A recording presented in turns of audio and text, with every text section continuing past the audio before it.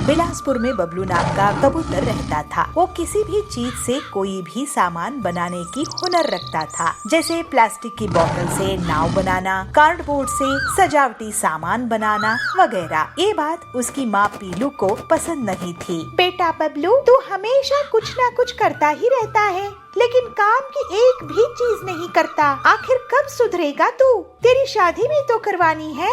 माँ, मैं काम करके जितना पैसा कमाता हूँ उतने में घर का खर्चा तो चल जाता है ना। तुम मुझे ताना कब बंद करोगी? घर खर्च का जितना पैसा आता है उतना तो तू घर के सामान से फालतू की चीजें बनाने में लगा देता है। घर की पूरी बोतल्स, घर की अलमारी की लकड़ी सब बेकार गई। मैं इतनी मेहनत मजदूरी करके घर चला रही हूँ और एक तू है कि सारा सामान कबाड़ा कर देता है। माँ, मुझे कुछ दिन और दो, तुम जरूर एक दिन मुझ पे गर्व करोगी। भगवान करे वो दिन जल्दी आए, नहीं तो तू तो हमारा घोंसला ही बिकवा देगा।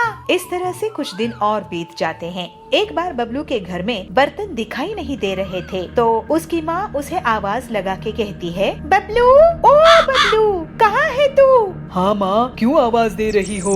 बताओ क्या काम है? बेटा, लगता है घर में चोरी हो गई है। एक भी बर्तन दिखाई नहीं दे रही है। चल हम पुलिस स्टेशन में कंप्लेंट करते हैं। नहीं माँ, बर्तन कहीं नहीं गए हैं। आओ अपने घोंसले के पीछे चलो, मैं तुम्हें दिखाता हूँ। फिर बबलू अपनी माँ को घोंसले के पीछे लेके जाता है और वहाँ बर्तनों से बनी एक मोटरसाइकिल दिखाता है और बबलू कहता है, माँ ये देखो, है ना कमाल की चीज। अरे नालायक, ये क्या कर दिया तूने? अब मैं घर का खाना किसमें बनाऊंगी? ये बर्तन की बाइक कौन चलाएगा? तू तो मुझे बर्बाद ही कर देगा। तभी वहाँ सुंदरी आती है। अरे पीलू, ये बबलू को क्यों मार रही हो? इसने ऐसी मोटरसाइकिल बनाई है कि सब इसे देखते ही रहेंगे। नहीं सुंदरी बहन, ये बबलू पता नहीं कब मुझे तंग करना बंद करेगा। जंगल में कालू कौवा मोटरसाइकिल बाइक्स चोरी करता था। घर से या बाजार से वो बाइक चुराने में कामयाब हो ही जाता था। पक्षी उसकी कंप्लेंट लेकर पुलिस बाज के पास पहुँचे। इंस्पेक्टर बाज जी, हमारी बाइक रोज चोरी हो रहे हैं, आप कुछ कीजिए ना। औजार तो मेरे 5 साल में बेटे की बाइक भी चुरा के ले गया। मैं तो लुट गया इंस्पेक्टर भाईजान। लगता है ये काम कालू कौवे का है। एक बार हाथ लग जाए तो मैं उसे बड़ी जेल में डलवा दूंगा। लेकिन उसके लिए आपको कितना टाइम लगेगा इंस्पेक्टर साहब? इतने दिनों में तो वो सारे जंगल की बाइक्स चुरा लेगा और किसी के पास मोटरसाइकिल बाइक्स नहीं बचेंगे। बंटी जी, कालू को जो कोई भी पकड़वाने में पुलिस की मदद करेगा, मैं उसे सरकार से 50,000 का इनाम दिलवाऊंगा। इस तरह से सभी वहाँ से चले जाते हैं। कालू ये सब दूर बैठकर सुन रहा था। ऐसा क्या, मुझ पर इनाम? अब मजा चखाऊंगा इन पुलिस वालों को। मैं इनकी ही बाइक चुरा के भाग जाऊंगा और इन्हें पता भी नहीं चलेगा। थोड़ी देर बाद ही पुलिस स्टेशन में कालू कौवा मच्छर मारने की दवाई से धुआं धुआं कर देता है और पुलिस की बाइक को ही चुरा कर भाग जाता है। पुलिस बाज का सर चकरा रहा था, वो कुछ नहीं कर पाया। ये सब बबलू अपने बर्तन बाइक से देख रहा था। फिर वो तुरंत ही कालू कौवे का अपनी बर्तन बाइक से पीछा करने लगता है और जल्दी ही बबलू कालू की बाइक के पास पहुंच जाता है और उसे जोर से एक लात लगाता है। कालू की बाइक डगमगा जाती है और कालू जोर से गिर जाता है। बबलू अपनी बर्तन बाइक से कालू को पकड़ने में कामयाब होता है और फिर उसे पुलिस स्टेशन लेके आता है। अरे ये क्या, ये कौन सी नायाब बाइक है जिससे तूने मुझे पकड़ा है? ये मेरी स्पेशल बर्तन बाइक है। ऐसी बाइक तो मैंने पहले कभी नहीं देखा। और अब तुम ऐसी बाइक को क्या, कैसी भी बाइक को नहीं देख पाओगे, क्योंकि अब तुम जेल में पड़े रहोगे। फिर अगले दिन पूरे जंगल के सामने बबलू को पुलिस के द्वारा पूरे 50,000 का इनाम दिया जाता है। बबलू की माँ बहुत खुश होती है और कहती है, वाह बबलू, तूने तो मेरा नाम रोशन कर दिया बेटा। पूरे गांव में तेरी बर्तन बाइक अब फेमस हो गई है और तू भी। इस तरह से अब बबलू के अनोखे काम पूरे जंगल में प्रसिद्ध हो गए। उसके पास अब पैसे आने लगे और बबलू अपनी माँ पीलू के साथ हंसी खुशी रहने लगा। मम्मी पापा हम कहीं जा रहे हैं क्या? मम्मी हाँ बच्चों, तुम्हारी नानी का कॉल आया था। वो कह रही थी कि बच्चों की स्कूल की छुट्टी पड़ गई है तो उनके पास आ जाओ, इसलिए हम आज ही गांव के लिए निकल रहे हैं। सर्दियों का मौसम चल रहा था। पीहू हिरन और चुन्नू भालू की स्कूल की भी छुट्टियां पड़ गई थी। वो दोनों दिन भर खेलते ही रहते थे। उनके साथ उनकी सोसाइटी के बच्चे भी खेलते रहते थे। एक दिन जब वो बाहर से खेलकर घर में आए तो उन्होंने देखा कि उनके मम्मी पापा कपड़ों को बैग में पैक कर रहे हैं। तो इस पर दोनों को उत्सुकता हुई, इसलिए दोनों ने एक साथ पूछा, मम्मी पापा हम कहीं जा रहे हैं क्या? मम्मी हाँ बच्चों, तुम्हारी नानी का कॉल आया था। वो कह रही थी कि बच्चों की स्कूल की छुट्टी पड़ गई है तो उनके पास आ जाओ, इसलिए हम आज ही गाँव के लिए निकल रहे हैं। ये सुनते ही दोनों खुशी से झूम उठे। ये हम नानी के पास जाएंगे, बहुत मजा आएगा। दोनों ने जल्दी जल्दी से अपना अपना बैग पैक किया और ट्रेन को पकड़कर नानी के गांव आ गए। वो जैसे ही नानी के घर पहुंचते हैं वैसे ही नानी बाहर निकल कर आती है और पीहू और चुन्नू को गले से लगा लेती है। अरे मेरे बच्चों आ जाओ आ जाओ, अरे कितने बड़े हो गए हो तुम तो, आ जाओ चलो अंदर चलो, तुम्हारे मौसा मौसी मामा मामी इंतजार कर रहे हैं, चलो चलो। वो जैसे ही घर के अंदर आते हैं वैसे ही पीहू और चुन्नू के मामा मामी और मौसा मौसी उनकी खातिरदारी में लग जाते हैं। अरे मेरे बच्चों कैसे हो तुम? पिछली बार आए थे तो कितने छोटे थे, अब देखो कितने बड़े हो गए हो। देख पीहू तेरी मौसी तेरे लिए क्या लाई है, ये तो मेरी फेवरेट चॉकलेट है। थैंक यू मौसी। पीहू और चुन्नू को भी बहुत अच्छा लग रहा था। उन्होंने सबको नमस्ते की। कुछ देर बाद वो अपने खेत पर पहुँचते हैं जहाँ गन्ने की फसल लगी हुई थी। मामा जी मुझे गन्ना खाना है, एक गन्ना दो ना। अरे क्यों नहीं मेरी लाडो रानी, रुको मैं अभी तोड़ कर देता हूँ। मामा 2 गन्ने तोड़कर पीहू और चुन्नू को देते हैं। दोनों बड़े ही मजे से गन्ने का लुत्फ उठाते हैं। उसके बाद वो सरसों का खेत भी देखते हैं। मौसी जी ये सरसों के फूल तो बहुत सुंदर है, मैं एक फोटो खिंचा लूं? क्यों नहीं, जरूर आओ मैं तुम्हारी फोटो खींच देती हूँ। मौसी दोनों की फोटो खींचती है। तभी वो देखते हैं कि पास ही के खेत में कुछ गायें और भैंसे घास चर रही हैं। ये नजारा उन्हें और लुभाता है और वो आगे बढ़कर उन्हें चारा देते हैं। खेत को घूमने के बाद वो दोनों घर आ जाते हैं। रात भी हो जाती है, ठंड अब और बढ़ने लगती है। नाना जी यहाँ पर बहुत ठंड है, मुंबई में तो इतनी ठंड नहीं पड़ती, कुछ करो ना। क्योंकि बच्चों वहाँ पर खेत खलियान और पेड़ पौधे इतने नहीं हैं जितने यहाँ हैं, इसलिए यहाँ ठंड भी ज्यादा पड़ती है। पर तुम चिंता मत करो, मैं अभी आग जला देता हूँ। नाना जी लकड़ियों को इकट्ठा कर उन्हें जला देते हैं। तभी लाइट भी चली जाती है। ओ अब लाइट भी चली गई नानी जी, पूरे घर में तो अंधेरा छा गया है, अब क्या करेंगे?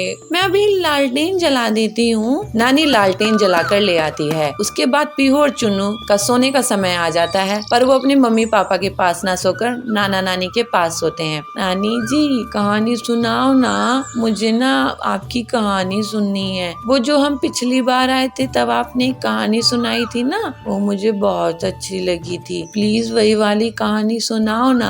कौन सी वाली बेटी, मुझे याद नहीं है, तुम बताओ तो मैं सुना दूं। वही नानी, वही वो कौवे वाली, वो प्यासे कौवे वाली जो आपने सुनाई थी। ओहो वो वाली कहानी सुननी है तुम्हें? अजी तुम ही सुना दो ना इन्हें। अरे तुम ही सुना दो भाग्यवान। नानी कहानी सुनाना शुरू करती है। दोनों नाना नानी के बीच लेटे हुए थे और कहानी का लुत्फ उठा रहे थे। कहानी सुनते सुनते दोनों गहरी नींद में चले जाते हैं और सो जाते हैं। थोड़ी देर में निधि जन्मदिन का केक काटती है। सभी वह केक खाते हैं। चिंटू खरगोश भी वह केक खाता है। पार्टी खत्म होने के बाद निधि बंदरिया सभी को चॉकलेट देती है। निधि बंदरिया का जन्मदिन आने वाला है और निधि बंदरिया के पापा रॉकी भालू काम से आ गए हैं। निधि की माँ शारदा लोमड़ी रसोई में खाना बना रही है। आज निधि बहुत ज्यादा खुश है, उसकी खुशी का कोई ठिकाना नहीं है। बेटी निधि कल तुम्हारा जन्मदिन है, तो बताओ बेटा तुम क्या खाना चाहती हो? तुम्हारे जन्मदिन पर मैं शारा तुम्हारा मनपसंद का खाना बनाना चाहती हूँ। मम्मी आपका जो भी मन हो आप अपनी मर्जी से बना लो, मैं तो कुछ भी खा लूंगी। मम्मी मम्मी आपने मेरे जन्मदिन के लिए इतनी बड़ी पार्टी प्लान की, मेरे लिए यही काफी है। मम्मी बस आप मुझे आपसे कुछ नहीं चाहिए। देखा न शारदा, हमारी बच्ची अब बड़ी हो गई है, हमारी कितनी फिक्र करती है। अच्छा निधि बेटा बताओ, तुम्हें अपने इस जन्मदिन पर क्या गिफ्ट चाहिए, हम तुम्हें वही ला कर देंगे। पापा मम्मी आप मुझे खुशी खुशी जो भी देंगे मुझे वो बहुत अच्छा लगेगा। आप मेरे गिफ्ट के लिए इतना परेशान मत होइए। मैं तो बस चाहती हूँ कि आप मेरे जन्मदिन पर आकर बहुत मस्ती करें। और हाँ पापा, मैं चाहती हूँ कि हमारे घर में जो मोना आंटी काम करती हैं, कल वह भी मेरे जन्मदिन पर शामिल हो और वह भी मेरे जन्मदिन पर बहुत मजे करे। ठीक है निधि, जैसा तुम चाहती हो वैसा ही होगा। मैं अभी तुम्हारी मम्मी से कहता हूँ, वह जाकर मोना से कल जन्मदिन के पार्टी में आने के लिए कह देगी। सुनो शारदा, तुम मोनी लोमड़ी से कह देना वह अपनी बेटी के साथ कल निधि की जन्मदिन पार्टी में आ जाए। ठीक है जी, मैं उसे कह दूंगी। मोना लोमड़ी के आते ही शारदा उसे जन्मदिन के लिए इनवाइट कर देती है। मोना लोमड़ी खुशी खुशी अपने घर जाकर अपने बेटे चिंटू खरगोश से कहती है, अरे चिंटू बेटा, कल निधि का जन्मदिन है और कल तुम्हें मेरे साथ जाना है। उन्होंने अपनी पार्टी में हमें बुलाया है। अगले दिन चिंटू निधि की पार्टी में जाता है। थोड़ी देर में निधि जन्मदिन का केक काटती है। सभी वह केक खाते हैं। चिंटू खरगोश भी वह केक खाता है। यह केक तो बहुत टेस्टी है, पूरा चॉकलेट से बना है। ऐसा केक तो मैंने पहले कभी नहीं खाया। पार्टी खत्म होने के बाद निधि बंदरिया सभी को चॉकलेट देती है। मेरा तो पेट केक से ही भर गया है, अब ये चॉकलेट मैं कल खाऊंगा, इसे यहीं रख देता हूँ। ऐसा कहकर वह उसे कहीं पर रख देता है। अगले दिन स्कूल से लौटकर उसे याद आता है कि वह चॉकलेट उसने अभी तक खाई नहीं, तो वह उसे उठाकर खाने लगता है। वह बहुत ज्यादा अच्छी लगती है। अरे वाह, ये चॉकलेट तो केक से भी ज्यादा अच्छी है। क्यों ना इसे मैं धीरे धीरे करके खाऊं। एक दिन में खा लूंगा तो कल नहीं खा पाऊंगा। हाँ, मैं आधी कल खाऊंगा और आधी उसके अगले दिन वह स्कूल से लौटते हुए देखता है कि एक आम के पेड़ पर बहुत सारे आम लगे हुए थे। तो वह भी मन ही मन सोचने लगता है, क्यों ना मैं भी इस आम की पेड़ की तरह अपनी एक चॉकलेट का पेड़ लगाऊं। मैं अभी बाकी बची हुई चॉकलेट अपने घर के आंगन में बो देता हूँ और उसे पानी दे दूंगा। कुछ ही दिन में पेड़ आ जाएगा और भी बहुत सारी चॉकलेट खाऊंगा और रोज खाऊंगा। वह तुरंत अपने घर जाता है और बची हुई चॉकलेट उठाकर जमीन में गड्ढा खोदकर उसे बो देता है और उस पर मिट्टी डालकर उस पर पानी भी डाल देता है और जोर जोर से हंसने लगता है। तभी वहाँ उसकी माँ मोना लोमड़ी आ जाती है और उससे कहती है, क्या हुआ चिंटू, तुम बहुत खुश लग रही हो, क्या बात है? हाँ मम्मी, मैंने ना यहाँ पर अपनी चॉकलेट डाली है। कुछ ही दिन में ना यहाँ एक बड़ा सा पेड़ उग जाएगा, फिर मैं रोज चॉकलेट खाऊंगा और मम्मी मैं तुमको भी चॉकलेट खिलाऊंगा। अरे मेरे मासूम से बच्चे, ऐसे चॉकलेट का पेड़ थोड़ी उगता है। तुमने लालच में आकर अपनी चॉकलेट भी खराब कर ली। चिंटू को अपनी गलती का एहसास होता है कि वह चॉकलेट के लालच में आकर गलती कर दिया है। एक नगर में रिंकू खरगोश और भल्लू भालू रहते थे। दोनों में बहुत अच्छी दोस्ती थी। रिंकू को जंगल में जाने का काम पड़ता था। वहाँ पर एक चालाक और बदमाश पिग्गी रहता था। वो खरगोशों को लेकर शेरा को बेच देता था। पिग्गी जंगल में मिलने वाले खरगोशों को रास्ता भटका देता था और फिर उन्हें पकड़ लेता था। ऐसे ही एक दिन भल्लू और रिंकू जंगल में गए। भल्लू एक पेड़ के नीचे बैठ गया और रिंकू आगे चला गया। पिग्गी उसको छुप कर देखता है। वाह, ये तो बहुत ही अच्छा शिकार है। और पिग्गी रिंकू के पास जाता है। अरे खरगोश भाई, कहाँ घूम रहे हो? मैं तो किसी काम से आया हूँ, आप कौन हैं? मुझे लगता है आप रास्ता भटक गए हैं। मैं यहाँ पर सबकी मदद करता हूँ, खासकर खरगोशों की। लेकिन मुझे मदद की जरूरत नहीं है। ये सुनकर पिग्गी को गुस्सा आता है, लेकिन वो हंसने का दिखावा करता है। सोच लो खरगोश, कहीं लेने के देने पड़ जाएं। लेकिन भल्लू वहाँ आ जाता है। उसे देखकर पिग्गी चुप हो जाता है। क्या हुआ, आप परेशान कर रहे हैं मेरे दोस्त को? नहीं नहीं जी, मैं पास में ही हूँ, अगर मदद लगे तो बुलाना।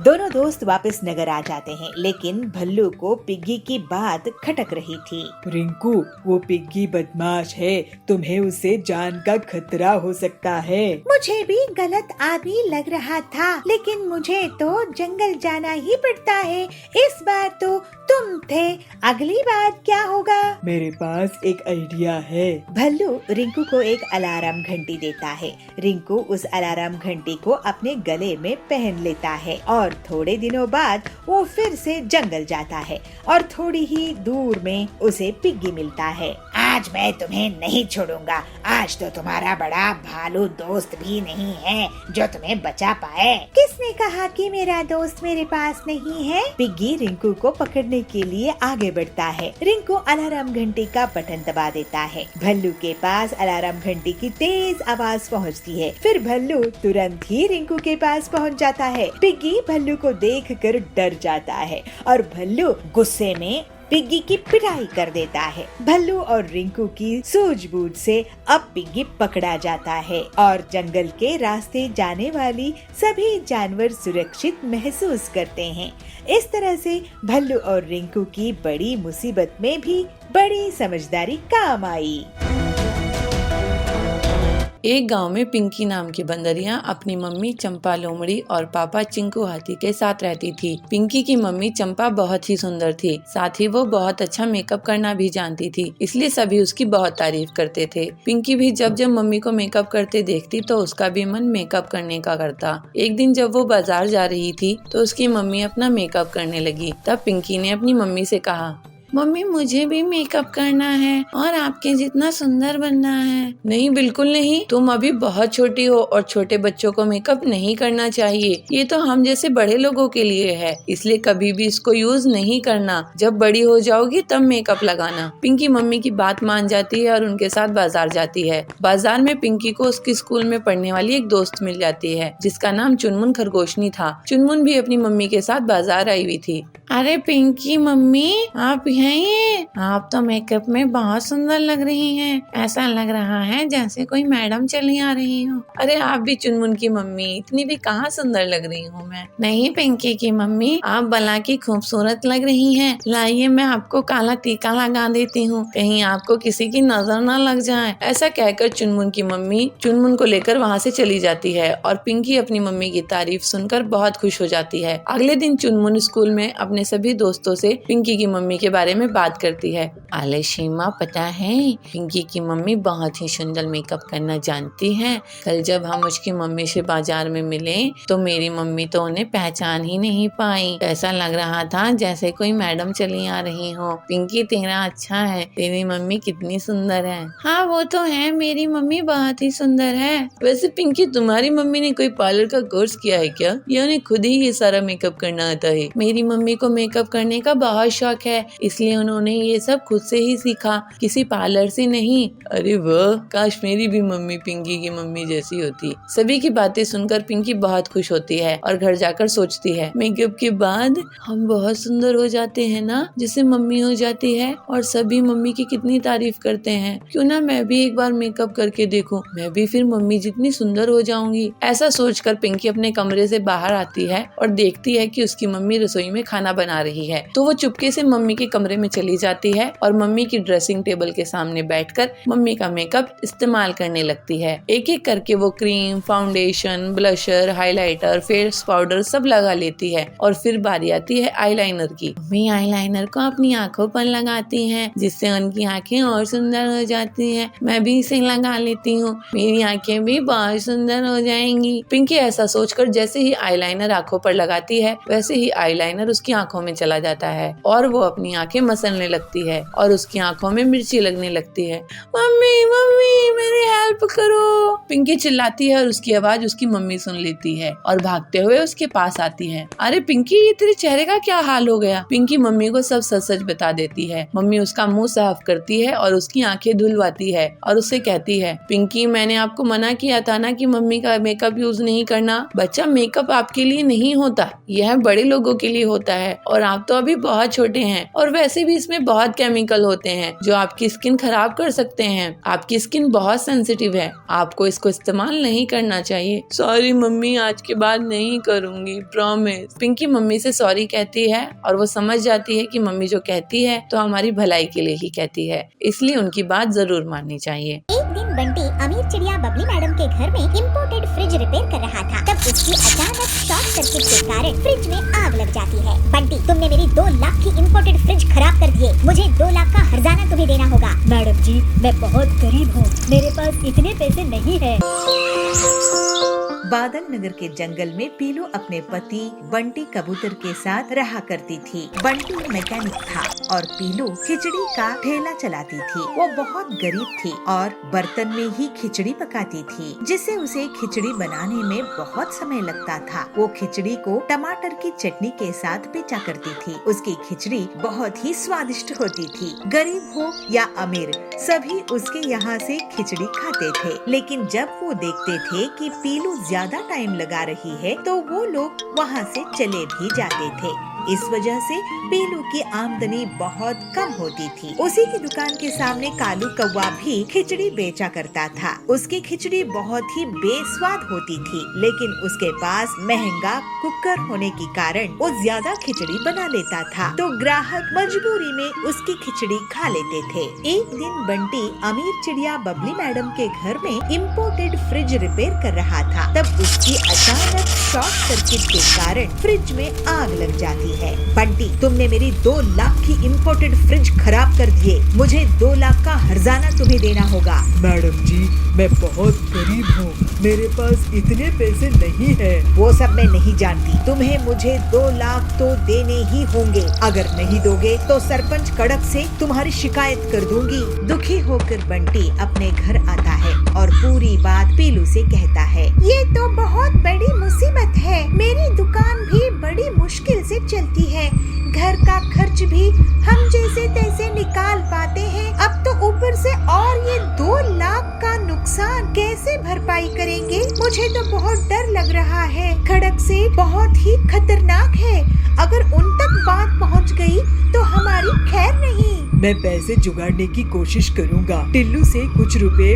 उधार लाता हूँ। ऐसे कहकर दोनों पति पत्नी पैसे उधार लेने के लिए टिल्लू के पास चले जाते हैं। टिल्लू, मुझे कुछ रुपए उधार चाहिए थे, बदले में मैं तुम्हारे यहाँ मैकेनिक का काम कर दिया करूँगा। क्या बात कर रहे हो बबलू भाई, क्या मैं तुमसे उधार के बदले में काम लूँगा? लेकिन तुम्हें उधार की जरूरत कैसे आ पहुँची?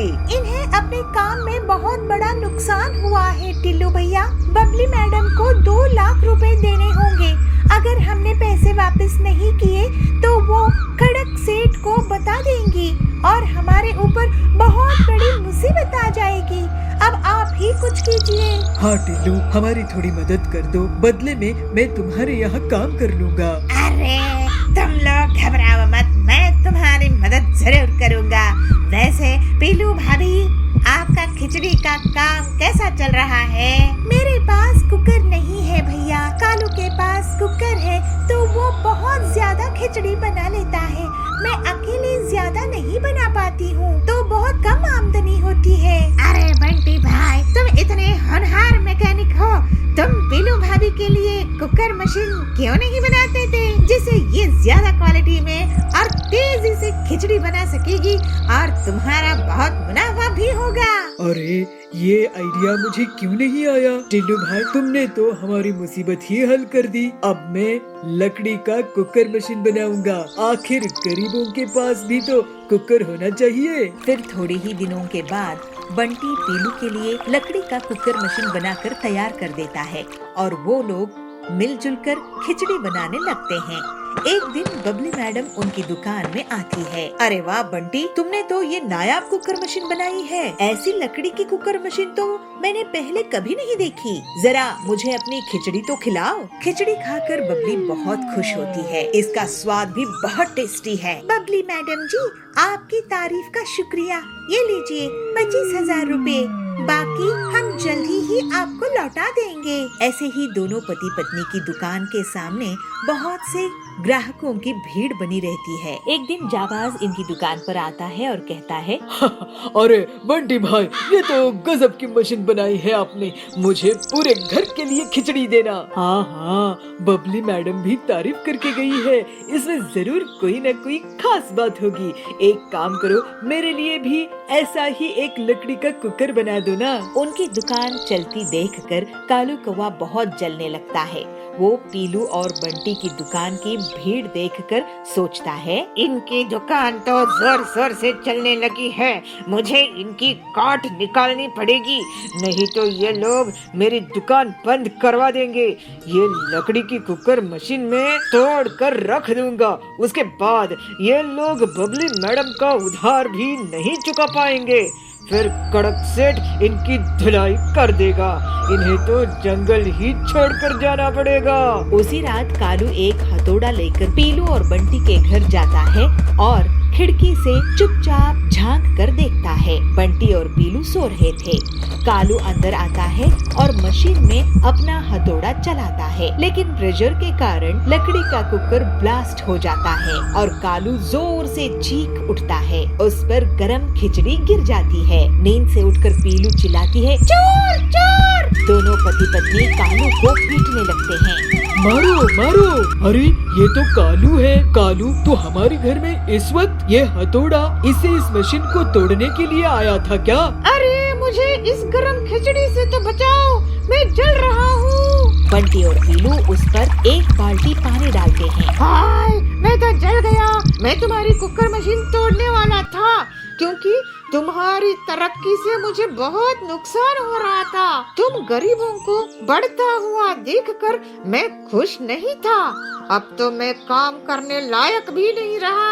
अपनी मेहनत पे आपको भरोसा होता कालू भैया, तो आज आपकी ऐसी हालत नहीं होती। तुम्हारी हालात देखकर मुझे बहुत बुरा लग रहा है। तुम अब किसी की दुकान में काम कर लो, लेकिन अब से धोखाधड़ी नहीं करोगे, नहीं तो तुम कहीं के नहीं रहोगे। कालू बंटी और पीलू का कहना मान लेता है और अपनी गलती से सीखता है। कालू अब से पूरी ईमानदारी से काम करता है। बंटी एक और लकड़ी का कुकर मशीन बना लेता है। उसके बाद से बंटी और पीलू की खिचड़ी बनाने की दुकान से बहुत अच्छी कमाई होने लगती है और वो लोग बबली मैडम का उधार भी चुका देते हैं और हंसी खुशी रहने लगते हैं। पापा, इस बॉक्स पर भी ऐसा ही ताला लगा है। बेटा, अब मैं तुम्हें बताता हूँ कि इसके अंदर क्या है बच्चों। इसके अंदर मेरे बचपन का खजाना है। क्या कहा पापा, इसके अंदर आपका खजाना है? क्या सच में? अगर ऐसी बात है तो फिर ठीक है। एक दिन मोना शेरनी, जो कि चिंटू और ननकी की मम्मी है, वह काम कर रही थी तो चिंटू वहाँ जाता है। मम्मी मम्मी, वो जो ऊपर जो कमरा है उसमें क्या रखा हुआ है? जब देखो वह कमरा बंद ही रहता है। चलो ना उसे खोल कर देखते हैं, आखिर क्या है उस कमरे में। नहीं चिंटू, जाकर अपनी पढ़ाई करो। चलो, ऐसे काम में तुम्हारा बहुत दिमाग चलता है। मैंने मना किया ना तुम्हें। जिस काम के लिए मना किया जाए वह मत किया करो, लेकिन तुम फिर भी नहीं समझते हो। चलो अब जाओ यहाँ से, मुझे काम करने दो। चलो। जब भी मैं आपसे उस कमरे के बारे में पूछता हूँ तो आप मुझे ऐसे ही पढ़ाई के नाम पर भगा देते हो। मुझे बता क्यों नहीं देते कि आखिर उसमें क्या रखा हुआ है? चिंटू बंदर अपनी मम्मी से बोल ही रहा था कि तभी वहाँ ननकी लोमड़ी भी आ जाती है। मम्मी, इस डब्बे को खोलो ना, इस पर ताला लगा हुआ है। इसे खोलकर दिखाओ मुझे, इसके अंदर क्या रखा हुआ है। वह कम था क्या जो दूसरी तू आ गई? मैंने तुमसे कितनी बार मना किया है कि ये सब पापा का सामान है, इसे हाथ मत लगाया करो। ये सब पापा के जरूरी हो सकता है, इसलिए अब तुम इन्हें रखो और जाओ अपनी पढ़ाई पर ध्यान दो। मम्मा प्लीज मुझे बताओ ना, इसके अंदर क्या रखा हुआ है। इसे खोलकर तो देखो ना, इसके बाद हम इसको हाथ नहीं लगाएंगे। बोला ना बच्चों, नहीं का मतलब नहीं।